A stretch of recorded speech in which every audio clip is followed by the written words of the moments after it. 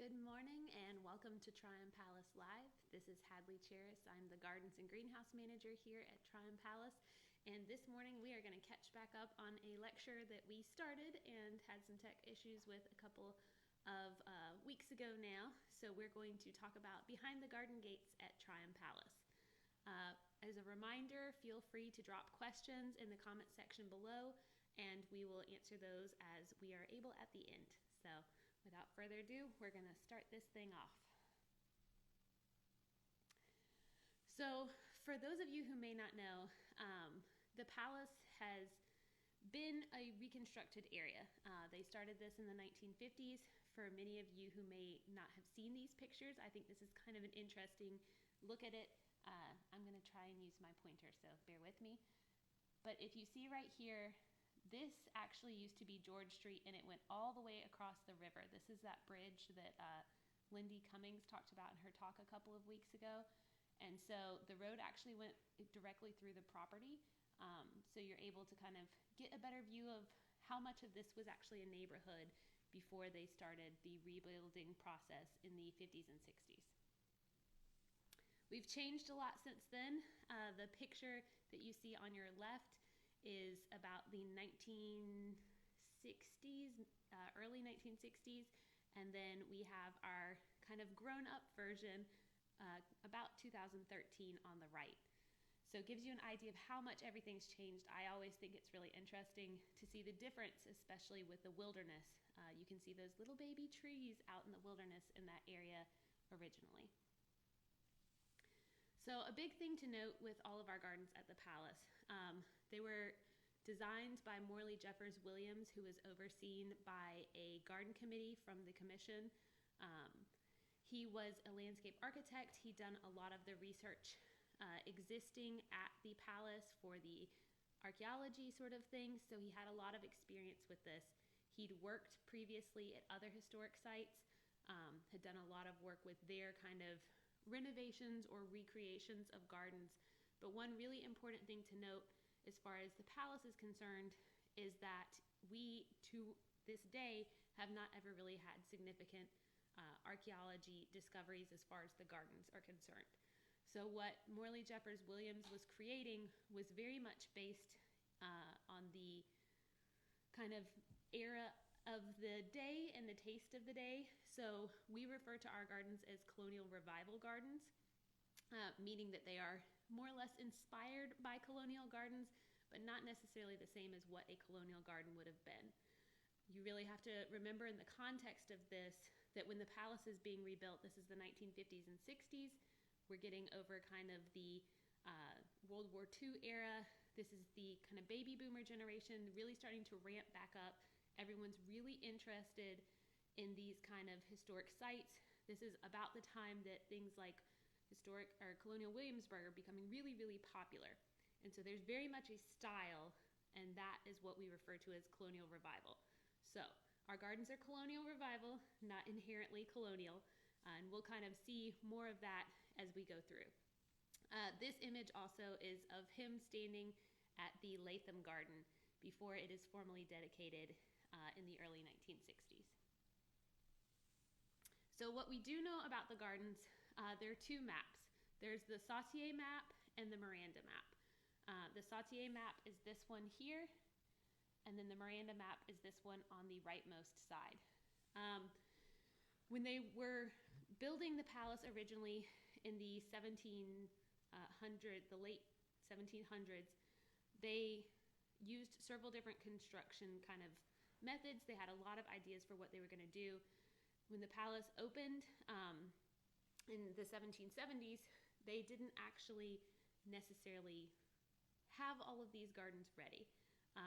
From what we kind of have read and know about, Governor Tryon is definitely not going to be as interested in plants as somebody like President Washington or Thomas Jefferson. So it's just really, we don't have as many records as they would have had. So the Sautier map is the one that we found first when they were rebuilding the palace.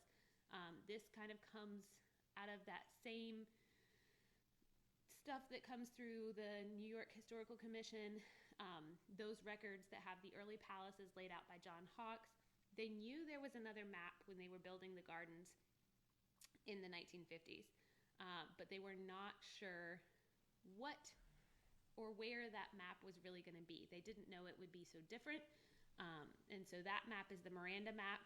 It was actually in the stores of the Venezuelan government, so they knew it existed. They tried to reach out to the Venezuelan government, but, New Bern, North Carolina, and for the world's sake, relatively unknown group of women reaching out to ask about, hey, we think you have a map of a place that had gardens on our site, did not get a lot of kind of credence or attention. They're dealing with snail mail at the time, so they never, in the palace reconstruction in the 50s and 60s, they did not have the Miranda map. They got that in the 1990s, and as you can see, these maps have similar kind of components, but they're a little bit different. One really interesting thing to note is that a lot of our gardens follow more this Miranda map. So I will try and kind of, throughout this talk, have an image of this map, or whichever map kind of most closely resembles those garden features. Plant-wise, the one thing we know, really the only thing we know, is that they had cabbage. And we actually know this because of when Governor Josiah Martin lived in the house. He was having a lot of issues as they were kind of cranking up the Revolutionary War. And so they actually refer to it as finding large sums of black powder under cabbages that they thought he was hiding to kind of put down protests locally in New Bern. So, ironically enough, that is the only plant we know would have maybe been on the site. The rest is more or less conjecture and based on historical records of similar plants in similar time periods. And so we'll talk a little bit about that specifically for each garden. So one of the biggest things, what kind of inspired this talk, is that we constantly get questions about the Grand Allee and when we're going to replant it and what happened and why it is the way it is or why it's not the way it was. So just to give you an idea, the Grand Allee actually comes off of the Miranda map. So you can see in this image here that there's actually the two lawns and this alley of trees. They do appear to be more kind of conifer style in this map, but they did a lot of research when they found this map in the 90s, started doing archaeology, and we've never 100% conclusively found any form of type of tree. They did a lot of pollen studies and that sort of thing and hadn't found anything.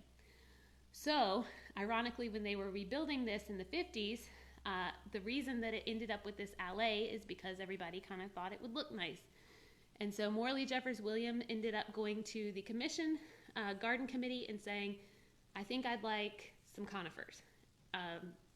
And they said, okay, how many? And he said, well, I don't know. And they said, no, we're not doing this. And he said, okay, well, maybe some hedges. And they said, okay, how many and what type? And he said, I don't know. We got to kind of figure it out. And they said, well, we're not authorizing this until it happens. And so from the records that we have, granted this is a very skimmed down version of that conversation, but from the records we have, they ended up planting the oak trees that many of you may be familiar with, and there was no record of why they did those. Our best guess is probably that with the availability of large-scale plants and large-scale trees, oaks were what they could get in most accessibly and probably at the best price, because the Grand Allee was one of the last things completed for kind of the front opening of the palace. So ironically, the oaks that everybody is very much in love with have no historical basis for why they got planted. It's very much an availability thing. So you can kind of see throughout this picture in the top corner here is in the early 1960s. And then as we go forward, you can see how those have grown up and matured kind of counterclockwise. So you'll see that that actually had ivy underneath it, and then there was a hedge to the side.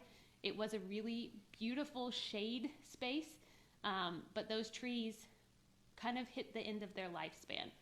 I think another really important thing to note is that we also didn't have our current front as we had here. So you see this in this picture, that it was actually a lot more restricted. We didn't have the cobblestones. There are actually stoplights instead of stop signs. So many of these things changed as part of a TA project that was done.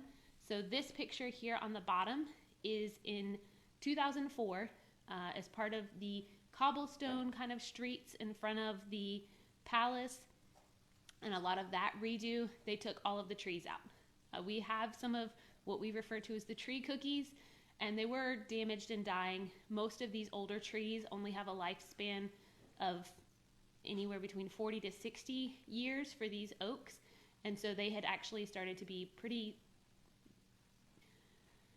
hazardous, for lack of a better term, and it actually started dropping limbs and things like that. But it's really important to note, you can actually see in this picture here how small that alley was. So for us now in present day, that's something that's really interesting, is the alley has actually been expanded about double or triple what it used to be for the marl pathways. So you can see that in this picture here, and then kind of getting you up closer, the 2 front trees were removed about 2015 because they were throwing down widowmakers that were incredibly, incredibly dangerous. And so then we have gone back to grass in current day, and this is from 2018 to give you kind of a scale of years. So the trees have actually been out at this point for about 16 years, but we've got a lot of Newburnites who are very familiar with them, and they did provide a lovely shade area. But as our site has kind of changed, and as those trees matured out, it's not something that is really feasible to go back in with something to that level. And we've really changed kind of the way that we do our programming. We have a lot of larger events than we used to in the early 50s, when it would have been kind of more predominantly roaming characters and just palace tours. So another garden that you may be familiar with and have been slightly mystified at the name is the Green Garden. So at one point in time, as you can see up in this upper corner here, it actually was fully green. So it was full of hedges, and they were very much trimmed, kept very neat and tidy. The Green Garden is considered kind of a privy garden, and this mimics the Miranda map that you can see here in the center.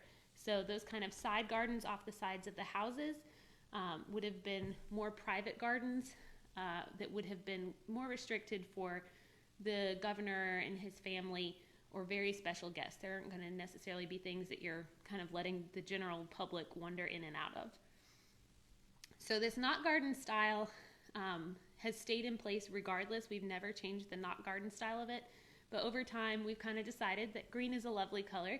We've heard there are a few others that might be nice to work with as well. And so we started kind of revamping that garden. And this dovetailed as well with the kind of cutbacks and staff and things like that. So this next picture, as we go clockwise, you'll see here is the garden in 2010. The hedges were all removed. The cherry laurels that were at one point in those corners were removed. And it went to a lot lower, kind of shorter garden that had more variety in plants. Still very green, but not quite as green as it was. Definitely not bedded out the same way with mums that you see in the other pictures. And then from there, we've been working over time to kind of manifest it into these pictures that you see on the bottom. So this 2016 on the right is kind of as we're starting to sort through it.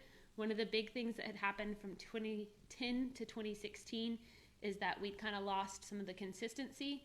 And so as you can see in this lower left-hand corner picture, we actually, we actually wanted to make a point to kind of bring back some of that symmetry, because that's a big part of knot garden styles. So we've actually got a lot of hellebores and things in the garden. It very much mimics from one side to the other. All right. So the Latham Garden, very much our crown jewel. You can see that it's gone through a lot of changes from what you may know it as today. So this picture up in the top corner here is the very beginning foundations of it. You can actually see the little border lines of the garden in this picture. It's very, very early on. They had a lot of problems with this garden and many of the others because they're building on what was existing houses, kind of backyards. And so there were a lot of drainage issues that they were not as prepared for.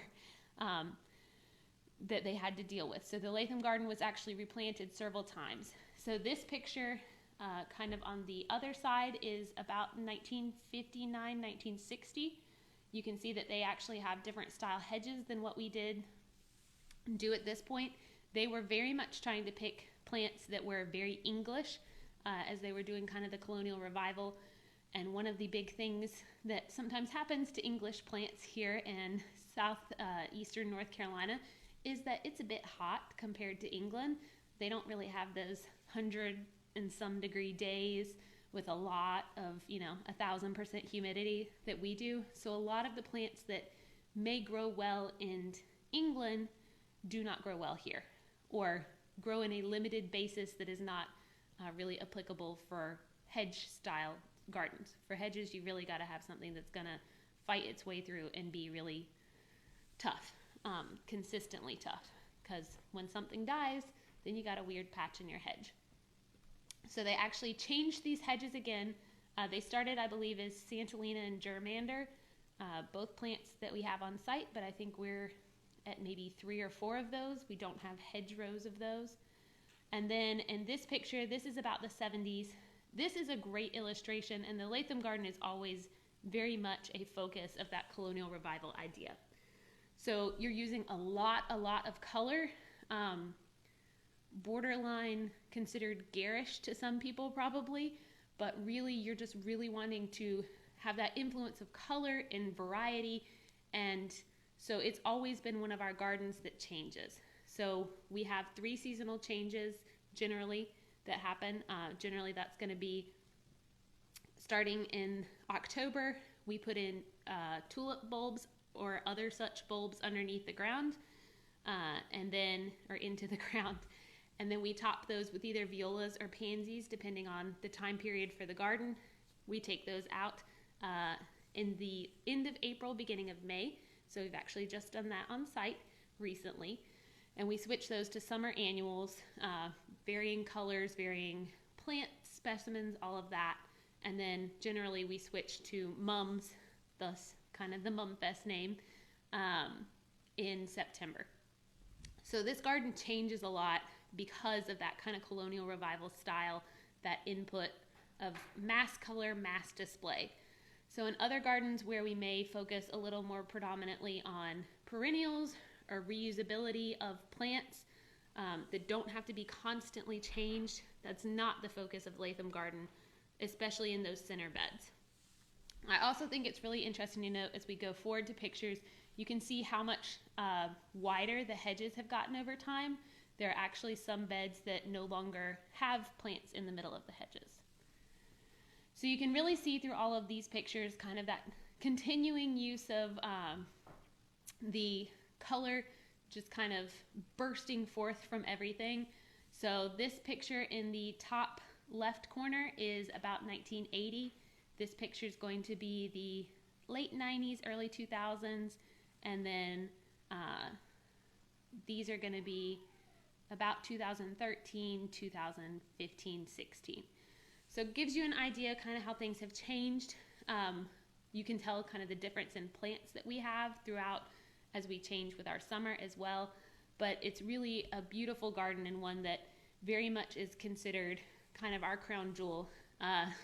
We do have quite a lot of children who would tell you that this is not the Latham Garden. They know it as the maze because it does have kind of maze-like pathways built by these hedges.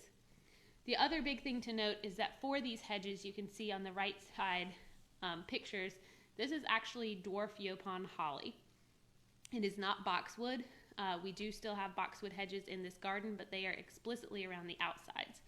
So we use dwarf Yopon holly because it's a lot easier to work with. It's a native to North Carolina in this part, and so it handles our weather much better than other things do.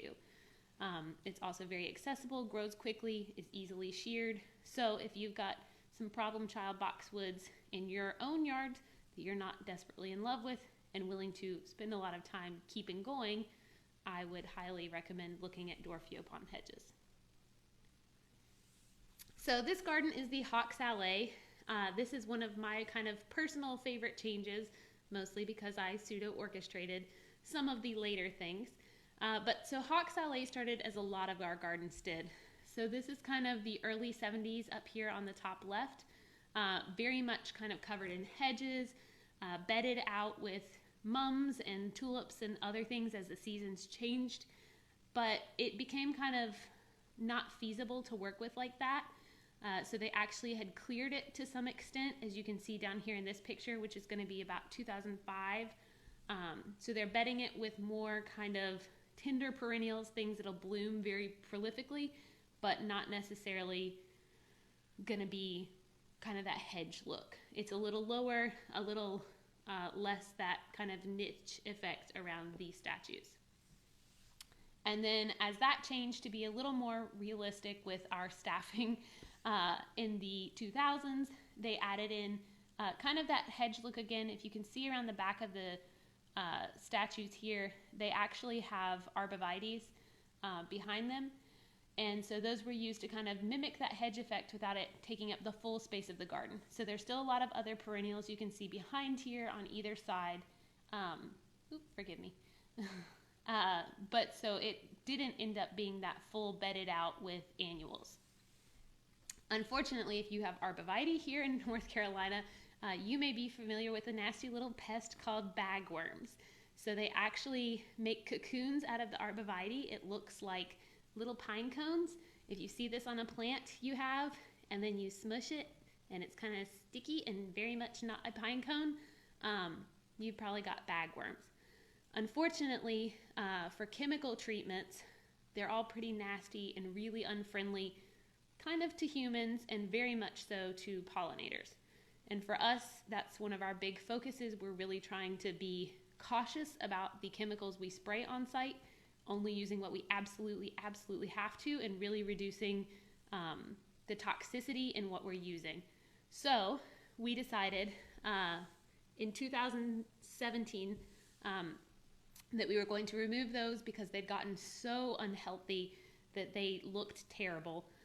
And so we removed those and decided to let this become kind of a pollinator prairie. I personally think it's a little poetic to have a kind of wild garden around very formal statuary. And so we actually ended up planting, as you can see in this bottom right-hand picture, probably 50 pounds worth of pollinator seed. One of the big successes for us was that we already had some of the kind of material. We had a lot of black-eyed Susans, a lot of purple coneflower or echinaceas that were in there. So we didn't have to completely redo the garden. We were able to use a lot of our existing material. Another big thing I will say that we've tried in this garden to mass success, and you can very much see it in the two right-hand pictures, but we actually overseeded our lawns with clover.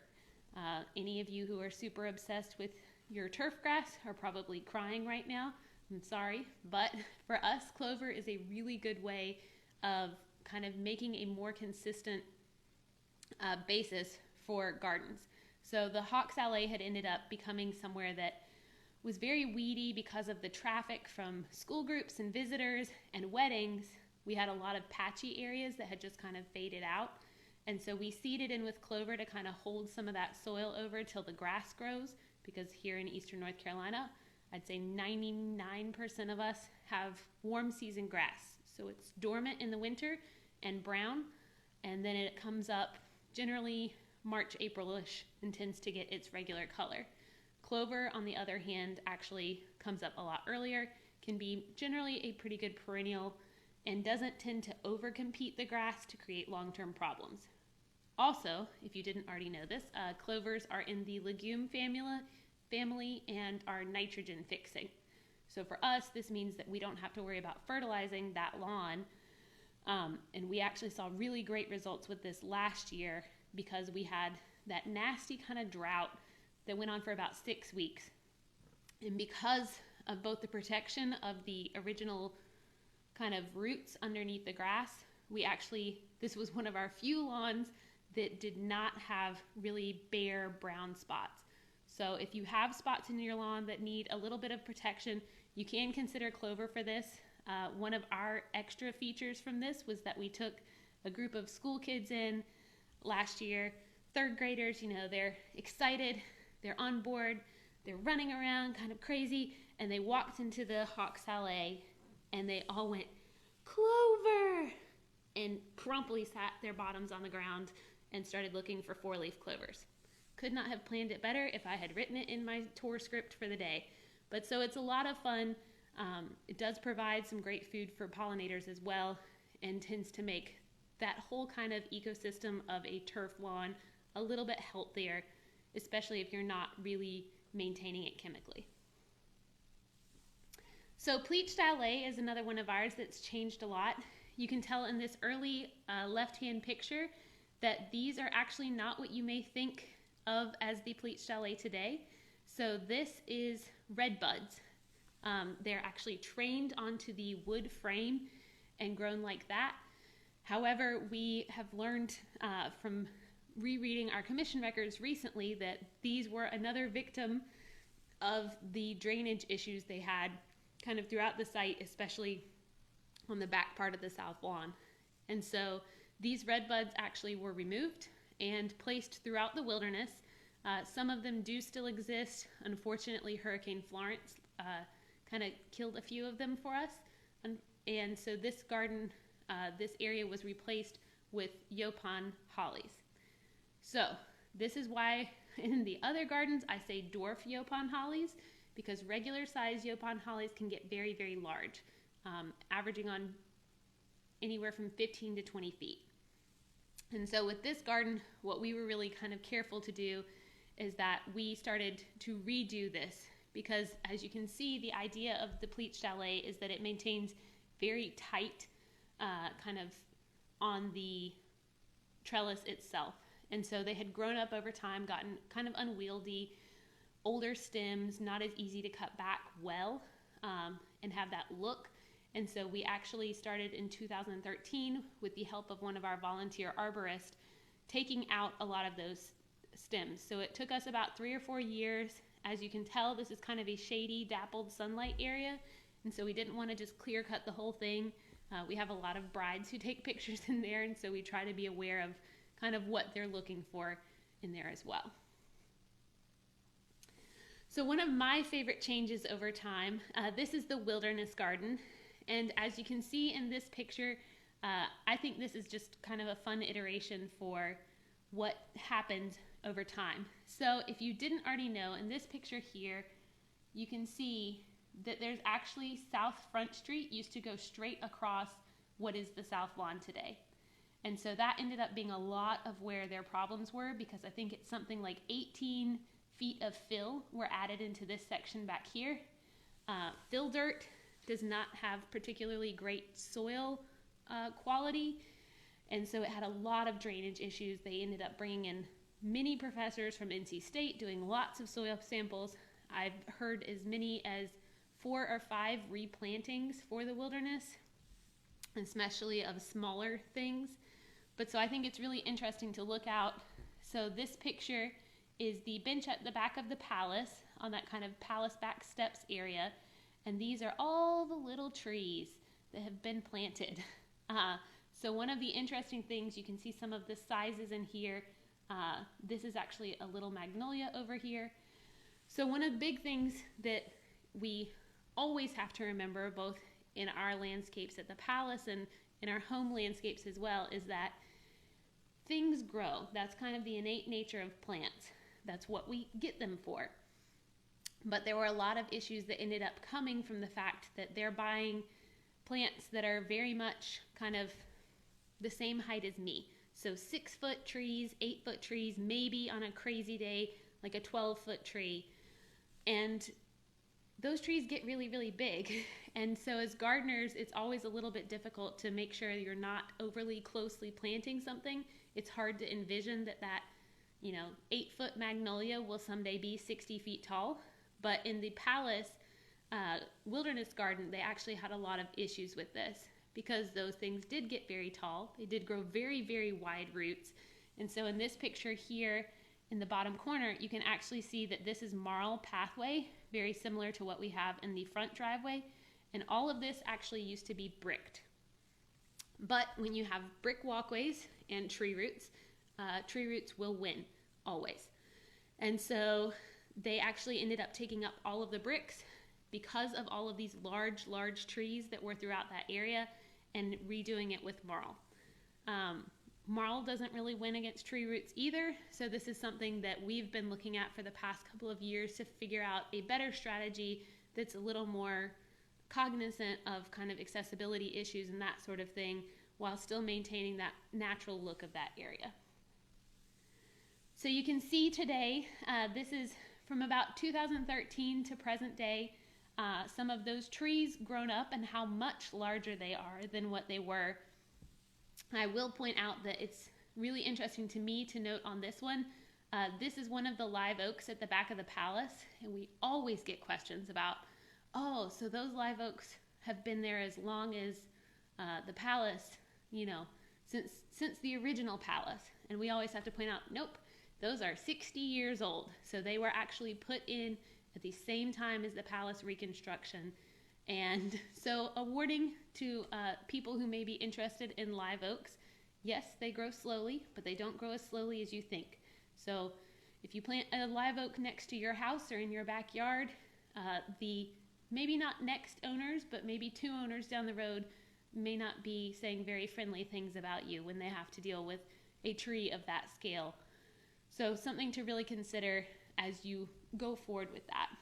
But you can see in this picture here in the bottom how much that's grown up over the years, so that most of these trees are actually either about the same height, and a couple of them are actually taller than the palace, which I think is just really a testament to the amazing ability of trees to get really large and not as long a time span as we think.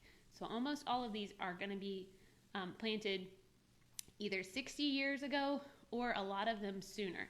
So some of these are as young as maybe 5-10 years and already quite large.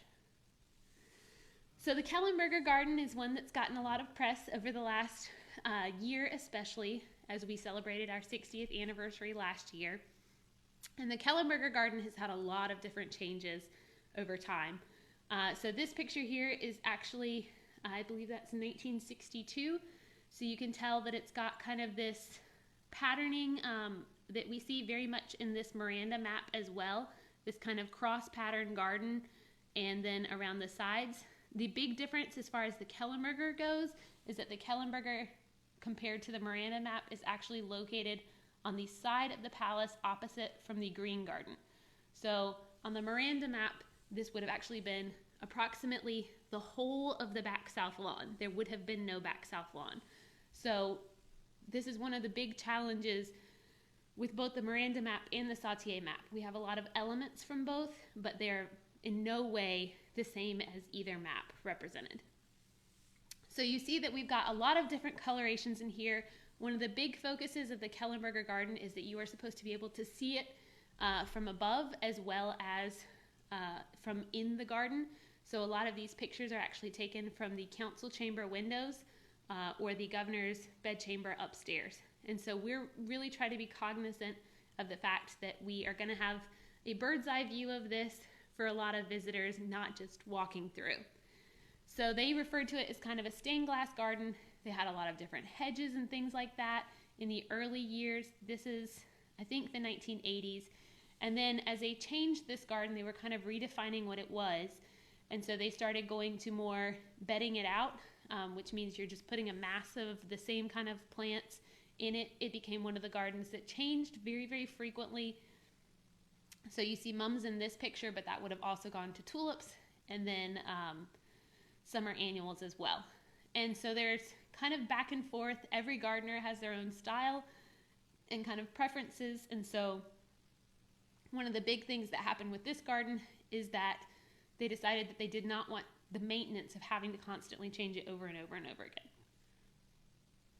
So you can see the summer annuals in this picture at the top. And so that's kind of its last phase. This is going to be the mid to late 2000s, approximately the same timing that you're getting this kind of picture. This is probably a little bit earlier in the 2000s. But so a lot of bedding out. The hedges have been removed from this picture to the one above it. But then they're starting to add kind of more perennials and seasonal plantings. So as you see that here, there's still the tulips and kind of the color that we're focusing on with that colonial revival style, but it's getting to be a lot more diverse in the plantings and a lot more perennial based. One of the challenges that we started to face with this is that perennials, while some of them can be very well behaved, not all perennials like to stay within nice, tidy little borders. And so it made this garden very challenging to walk through. And for us, especially with our smaller gardens, that's something we want to be really cognizant of, that if you want to walk through it, you can walk through it. And so we really started to have issues with some of these perennials flopping over, not consistent color, kind of problems in what was growing in one area and another, not as much kind of vision for the view from above, more from about the below vision. And so this has been a garden that we've been kind of in phases of changing for a long time. And then we got kind of a terrifying / magical opportunity. So in 2018, the palace HVAC system was replaced for the first time since the reconstruction of the palace.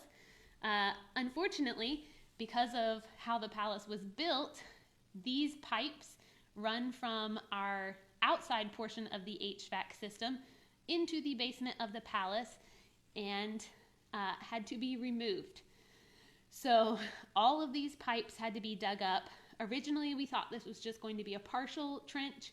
As happens with most construction, that is not how it went. So we actually were not allowed to be in the garden as part of it being a construction project for a year, which if you'd ever like as a gardener to really feel satisfied that you do have some meaning other than the daily weeding task that never seemed to be accomplished, just let a garden not get weeded for a year, and then you'll really get some job security out of it. So you can see in this picture here, this is the garden after about 7 months with no gardeners being allowed to go in. This is not even the side that had construction on it, but this is just how much grows up if you don't have people constantly in there maintaining. And then this is the garden when we got it back to our kind of control to start the process over. And so this was January of 2019. So they had finished everything they needed to do. Everything was squared up. In the meantime, we had been working on designing the garden again. So you see this is our landscape software that we used, kind of the mock-up of what we wanted it to be. And so what we really thought about was we wanted to kind of go back to the original drawing board. This garden is named the Kellenberger Garden for Mrs. Kellenberger and her husband, who May Gordon Latham Kellenberger. So she was actually Mrs. Latham's daughter.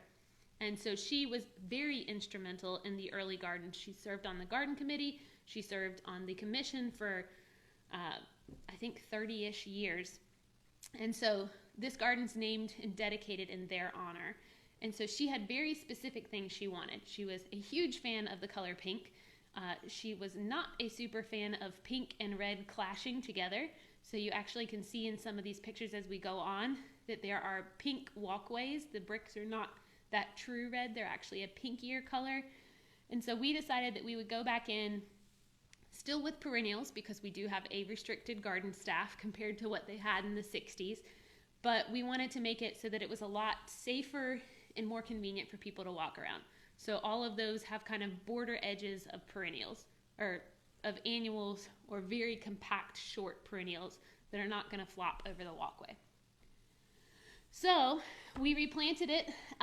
This is the garden in May 2019. So we got the garden back in January 2019, cleared all the weeds out, replaced any soil that we needed to replace for quality issues, put in a lot of new compost, and then planted, I don't even quite know how many bulbs. Each individual one of these blocks that you see here, I think has about 400 bulbs per. So a lot of those are actually perennial bulbs like iris and daylilies, ginger lilies, sort of things like that. But we were really lucky. We have a very, very talented group of volunteers who did not bite my head off when I kept dropping another 15 bulbs into their lap after they'd already planted 300. And then this is the garden this past fall. So you can tell we've really succeeded with a lot of that color. There's still a couple of things that we're working on finding, like this Gaillardia. Gaillardia is a notorious overspreader. But you can see that the garden has a lot of color and variety and gives a lot more kind of view. So it's very much something that we have the ability to go back and have people walk through very easily and get to enjoy the garden from below. But also, if you're in the rooms of the palace, you can see it from above. So the kitchen garden, forgive me. The kitchen garden is one thing that remains very much constant between both the Sautier and the Miranda maps. And makes a lot of sense because people have to eat. And they need to have food fairly close to where they're going to be eating.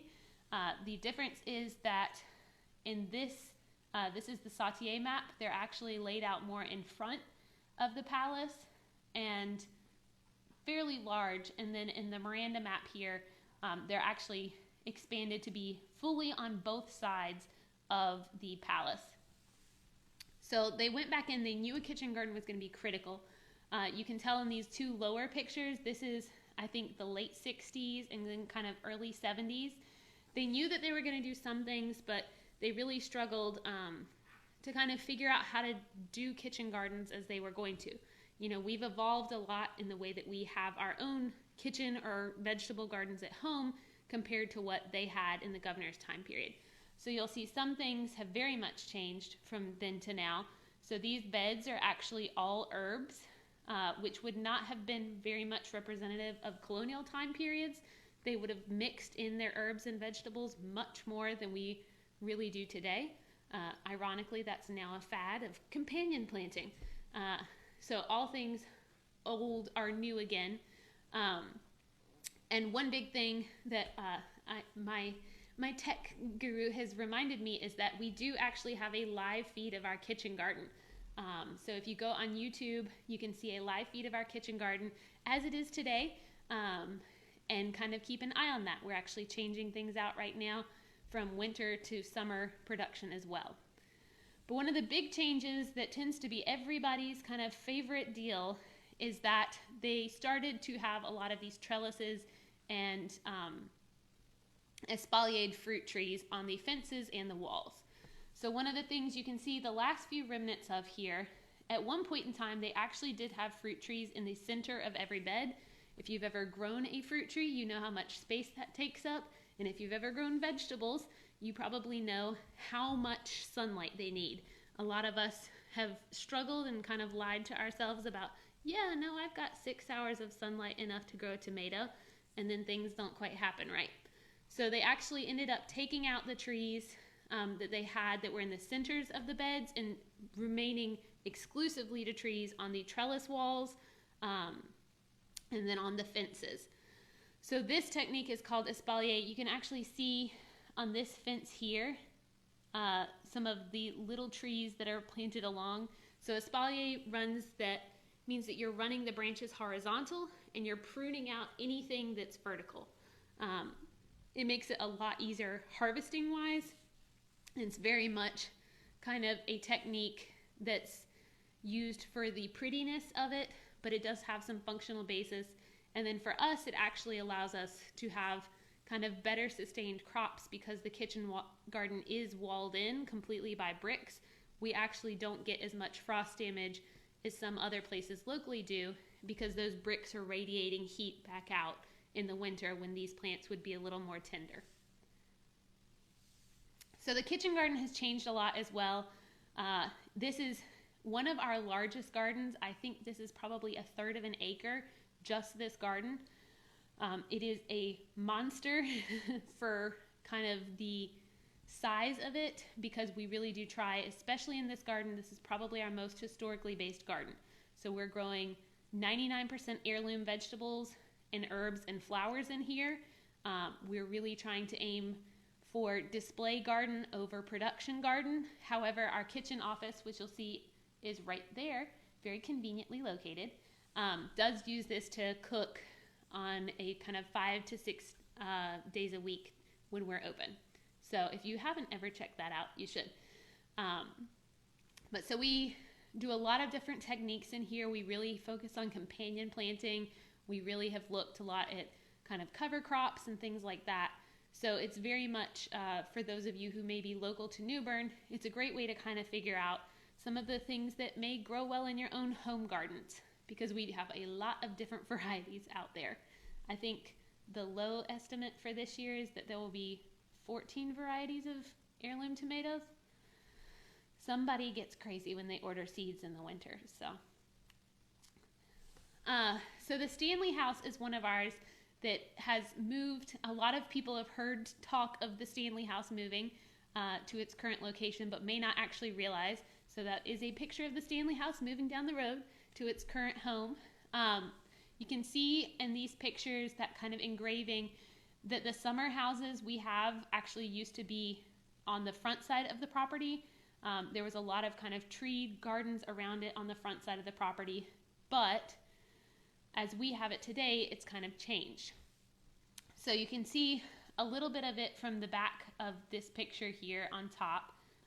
These are the summer houses in the back. This is a shot from the Carraway Garden, so you can kind of get a view of that. But so this garden is very much based on hedges. These are actually boxwood hedges for every challenge that they provide. And so it's a much simpler garden comparatively.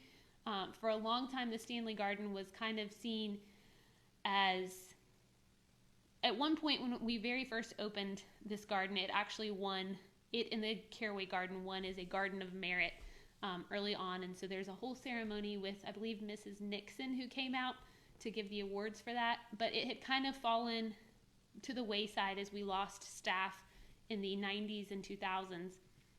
And so this has been a big focus of one of our gardeners in the last few years to really bring this garden back up, have a lot of new plants.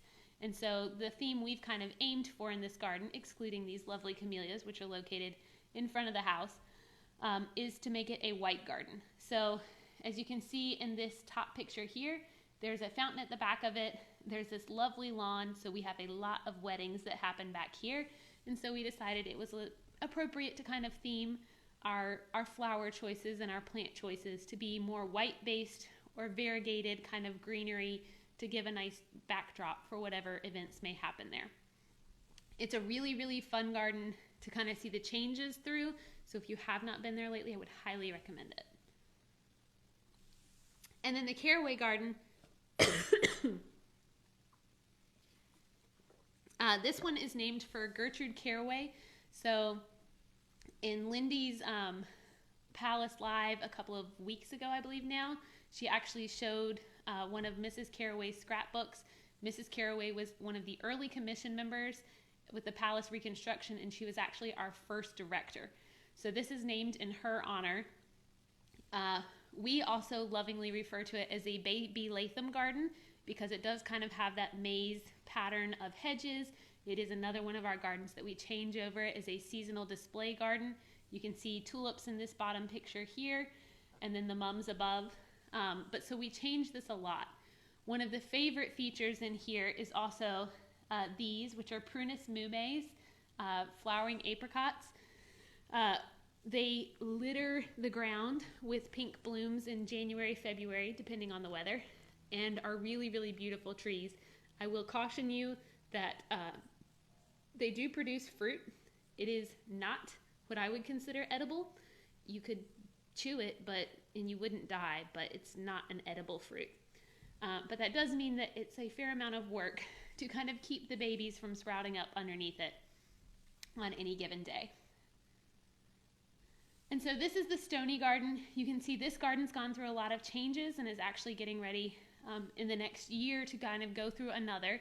So it started out early on in its dedication. This is kind of one of the older pictures that we have of the Stony Garden.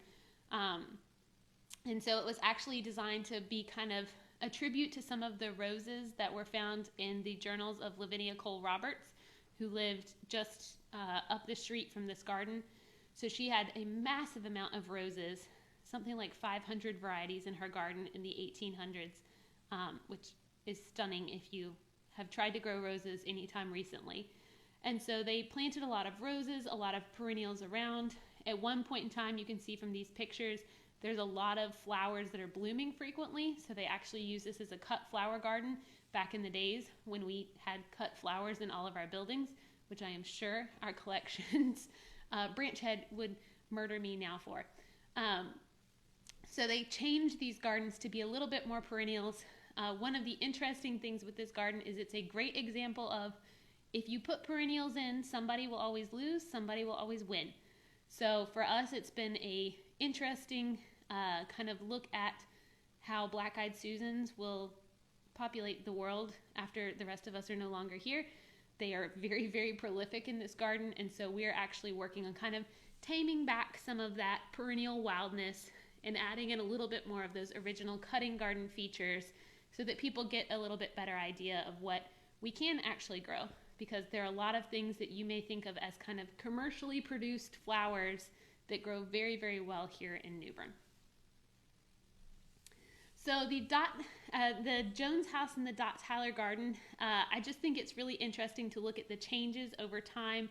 I think it is both indicative of the financial situation that they started off with in the late 50s and 60s, and also the sheer quantity of gardeners they would have had to maintain this. So this is probably the 70s, and they've actually bedded the entire garden out in tulips, which I will tell you today, for all of our gardens, we probably plant yearly about 4,000 to 5,000 bulbs. A lot of those are tulips. We do some annuals, other annuals, and a lot of perennials, but to bed out that many would probably be another 2,000 just for that garden. So it's kind of amazing to think of that and how much work that would be to individually plant those, because tulips are an annual thing here. You cannot keep them from year to year to year. You have to dig them up and replant them. So this garden has switched over time to more perennial garden, as you can see in the pictures below. But it's a really good place to kind of see what may be more the style of what you can do in your own home garden. It's a lot more that kind of cottage garden style without the high maintenance that sometimes comes with that, but a really indicative one of some of our great plants in eastern North Carolina. So winding down, this is our greenhouse, and I really love to show these pictures because I think it's really important that people kind of understand some of the behind the scenes. So early on in the palace's history, if you've ever wondered why we have these kind of weird raised bed areas in the midst of nothingness, these red beds are the same one that you see up here. So these are actually the raised beds in this picture, and then there's a lath house behind. So at one point in time, for probably the first 20 years of the palace and the gardens, they actually grew the plants that they had out of that very, very small space. So this is by the pigeon coop. If you're kind of trying to locate, it's a tiny, tiny space comparatively. They built this greenhouse in the 1980s. We've since added 2 more that are kind of stacked behind. They're not as big. They're just kind of hoop house covers. But so this is where we grow all of the plants that we have in. These are actually fields of mums. At one point in time, we grew our own mums from scratch, which I got the incredible joy of sharing for my first 3 or 4 years here. Growing mums is an exercise in patience and 4-letter words and frustration. So we actually contract that process out now to people who are much better at it than we are, and we actually have saved a lot of money by not growing our own mums. However, we do still grow all of our own pansies from itty-bitty plants, plugs that you can see here, as well as all of our own summer annuals that you can see here in this picture on the bottom corner.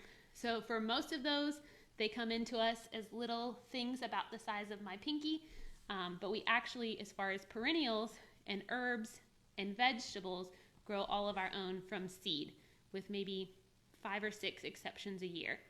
So we're really, really lucky to have this space. I have no idea how they managed to grow as many things as they did in the early years of the palace reopening with that tiny, tiny space, because we've really probably quadrupled the amount of space we've got now, and so it makes it a lot easier to grow things and kind of cycle through more appropriately what we have to do with the seasons.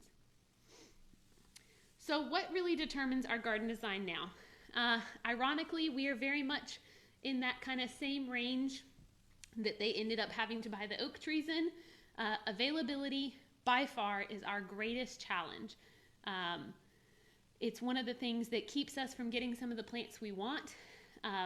For us, we really do try to aim to plant kind of older heirloom specimens, plants that would have been here from historical records, but a lot of those plants have kind of fallen out of the trade.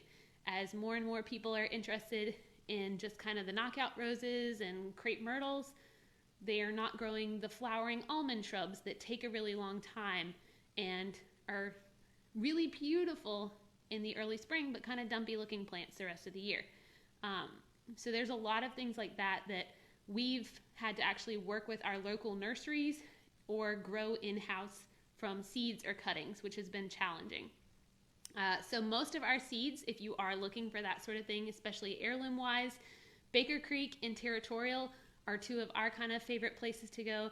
I will tell you that once you open one of those catalogs, you should basically lock your money away from yourself because you will get into trouble. They have pictures on all of them, and they are gorgeous and beautiful, and you will suddenly end up with 15 packets of summer squash when you only had spots for 3. So it's really kind of a great way over the years. We keep very detailed records of what seeds we've planted, how they've done here, so that we get a little more knowledge with our local climate. For flowers and herbs, Johnny's is a very good company that we work with a lot. And then Gelito has actually been one that we've started to use in the last few years for some of those rare perennials that we can't get kind of locally sourced, or we need weirder varieties of to grow in our gardens. With plants, we grow a lot of those on site. We do get some online, but most of those, if we're needing to get large specimens in, we are going to get those from our local North Carolina nurseries. We try to run with the nurseries who are east of Raleigh because that's generally a good thing. If you are originally from Raleigh or have watched the weather patterns, you know that we're pretty dramatically different from Raleigh. We don't get the snow they get, and so we really try to find vendors who are in 100 miles of us, the closer the better, to have plants that are more adapted to what we're going to have to deal with. We also use historical records from other plants, from other places like Monticello, Mount Vernon, Old Salem, to kind of recreate what we need to do as far as varieties. Some of those are super helpful and work really well, and sometimes we're just not able to do those because a lot of those sites are actually either based warmer or cooler than we are. So that's always a challenge. And that really brings us to weather realities. There's a lot of plants that historically might have been grown in New Bern, but that was many degrees ago. And as our climate has gotten a lot warmer and a little more unpredictable, we can't necessarily grow the things that would have been brought over from England here. Or we can, and they'll last for approximately 2 months when they should last for 10 years, and then they die. So we are pretty practical about growing what works. We do a lot of visits to other sites. I think probably my husband cringes anytime that I say that we're going to go somewhere because he knows that that means we're going to go to all of the gardens within that somewhere. And so we really do try and visit as many places locally as we can. We also try to go as much across kind of the country as we can. So you'll find that many of our gardeners, upon returning from a summer vacation, will spend probably an hour with each other going, oh yeah, and then I saw this plant, and then I saw this plant, and then I saw this plant. So we really look to other sites as well for what they grow. And then we're really kind of trying to cultivate, over the last couple of years, some unique or kind of demonstration areas. We realize that for a lot of people in the eastern part of the state, you may not have access, or you may not have consistent access to the J.C. Ralston Arboretum or Duke Gardens. And so we're trying to kind of have a few more of those collections of unusual plants, like camellias or azaleas, that people can kind of see. We also do a lot of things with the pollinator gardens and IPM, integrated pest management, so that people can kind of get their own testing from us instead of having to do it out of your own kind of pocket, because a lot of our gardens are approximately the size that can be scaled to home gardens. And then a lot of our design comes from the reality of time and staffing and site needs. So that brings us to kind of the craziness of how we do it. Our garden staff is 6 full-time people. That's it. We have 16 acres more or less, and so for 6 of us, that is a lot of work. We also do a lot of programming. We are instrumental in kind of getting other events set up on site, and so we really try to work as smartly as we can. So some days that does not mean we're doing the most historical style of planting in the entire world, but because of how many people we have and how much ground we have to cover, that's just the reality. So over the last few years, we've added a fair amount of larger equipment to kind of get the job done. This one you'll see in the bottom corner is actually a push behind weed whacker, which is one of my great joys. If you have a garden large enough to have one, you should get one because they're very satisfying. But we also have section gardening, and so for us that's been instrumental. We've used that for probably the last 15 to 20 years, but we find that that's a really successful way for people to kind of have their own visions and their own styles, and to really be able to take pride in those individual areas so that they know they can kind of show, because it's fun for everybody to kind of say, and I planted that plant and these are the plants I chose this year. And so we really find that section gardening helps us to stay on top of things more frequently. But the reality of it is, and especially I can tell you over the last few weeks, we have definitely found this next one to be true. We have volunteers, and we have incredible, incredible volunteers who are willing to donate amazing amounts of their time to come out and work in really sometimes terrible conditions with us. We have a lot of school groups. We're really, really fortunate to work with the Single Marine program out of Cherry Point. We have about 40 volunteers on a weekly basis who come in and give us their time and their talents, and it really is amazing that here in New Bern, we're so lucky to have such talented people. And we really, so all of our volunteers, if you are watching, we miss you terribly, and we can't wait to have you back when we reopen. But we really are lucky to have volunteers, and we can't do it without them because it is a lot of work. So I think that is it for me, and I will touch base on some of these questions and see what we can do from there. I know I've got a few questions from the Facebook that were sent. So I've got can I plant a peony in a plant stand, or does it need to be in the ground? I would say I would focus on a peony being in the ground, not because they couldn't grow in a plant stand, but especially here in North Carolina, when we get so hot during the year, peonies are not the most beautiful plants. After they bloom, they tend to get kind of piddly looking leaves, and so if you have them in a plant stand by themselves, you're probably going to be a bit discouraged by the way they look. As far as best variety for Piedmont, North Carolina, I'd say one of the big things, especially if you're up in the Piedmont, go to J.C. Ralston Arboretum. They have exquisite peonies. I spent probably an hour and a half the last time I was up there just taking pictures of those. But a lot of the peony varieties here do really well. I'd say with anything you're concerned about for varieties, try to pick the older ones. And so we should be a little bit easier with that. Older varieties are more time tested, so you'll find that a lot of us in landscaping, our garden design, tend to use older varieties when we can, because the new hot thing does not always end up being the new hot thing for multiple years. Another person asked, is this a good time to prune azaleas? The blooms are gone. Yes, this is a great time to prune azaleas. The sooner you can do it, the better. They're going to start putting on new growth. One of the big things I'd say with pruning azaleas to remember is that azaleas are very much one of those plants that's pretty forgiving. So if it's your first time pruning azaleas, don't worry if you go maybe a little overboard. But one of the big things I'll say with pruning azaleas, and honestly, I have to tell you, other than boxwoods and dwarf Yopon hollies, don't prune it with a head shear.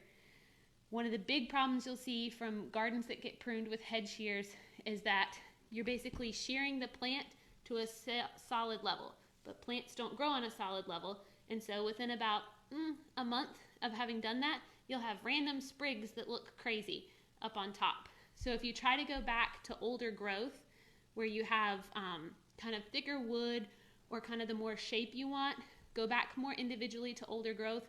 You'll also find that if you prune it individually instead of head shearing it, you don't have to prune it as frequently, which personally I think is a great victory.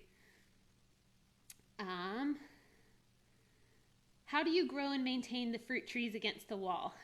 So those are those espaliered trees, the trellises that we have on our palace site. So espaliers really aren't as hard to grow as a lot of people think. You just really have to stay on top of pruning those tall branches out. There's a lot of great resources. This is one time when the internet is a perfectly safe place to go to look at those.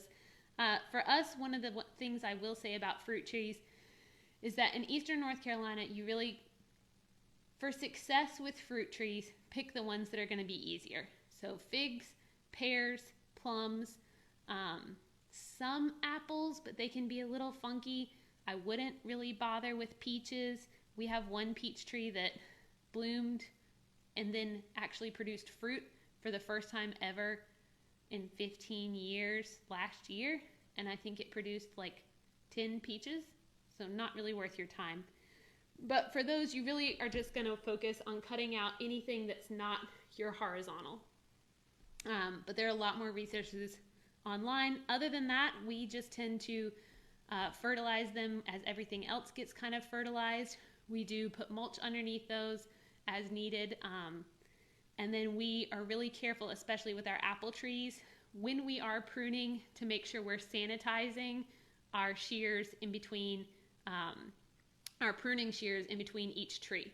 So apples can have some of those nastier diseases like fire blight and rosette, and so we're really careful to sanitize between every single tree so that we're not spreading infection. And then our last question that I've got for the moment is, why won't my lilacs bloom? It depends on the variety of lilacs. Unfortunately, lilacs are a really challenging plant down here in eastern North Carolina. For a lot of our transplants from the north, that is a very sad thing because they grew up with huge, huge lilacs that did very, very well. But for lilacs, I think part of it is it's so hot and humid compared to what they're used to, and they also don't really get that cold that they'd typically be used to.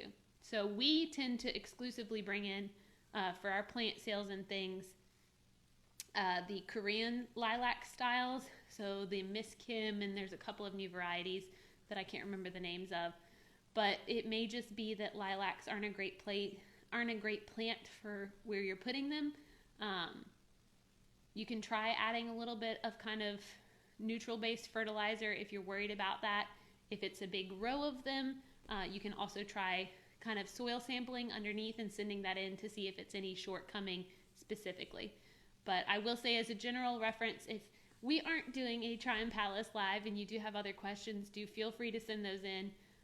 But your local, especially for those of you who may be in a little further off from us, your local extension center has some excellent, excellent resources, and they're very good on it.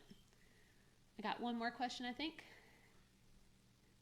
From Kim, how do you sanitize shears?